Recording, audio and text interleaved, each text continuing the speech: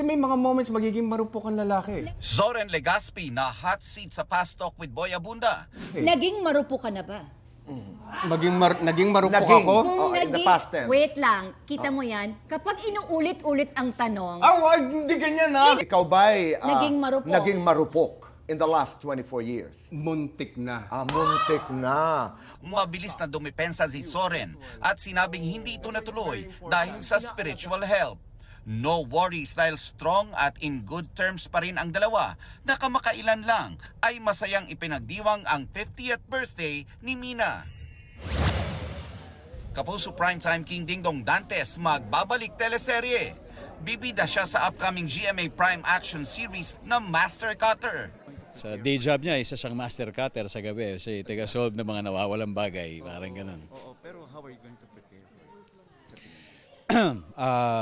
I think, yung, siyempre, guidance si Direk, di ba, nandyan. Tapos, yung napakagandang script.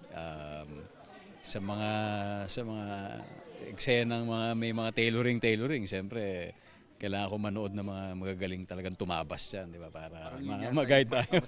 Yun yung challenging. Reunion project nila ito ni Max Collins. It's nice kasi the last time we did a teleserye together was more than a decade ago. Makakasama rin nila sina PBB Celebrity Collab housemates Shuvi Estrata at Charlie Fleming.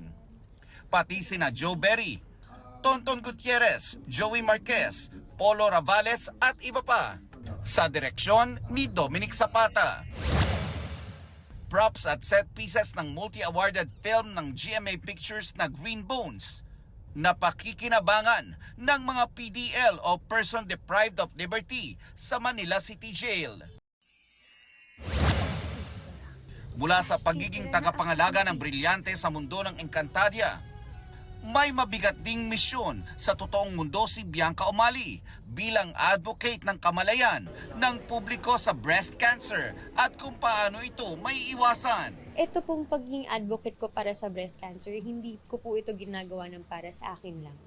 This is a mission for my mom at para na rin sa kabataan at sa mga babae na maaaring matulungan ko through the story that I have. Nelson Canlas nagbabalita para sa GMA Integrated News.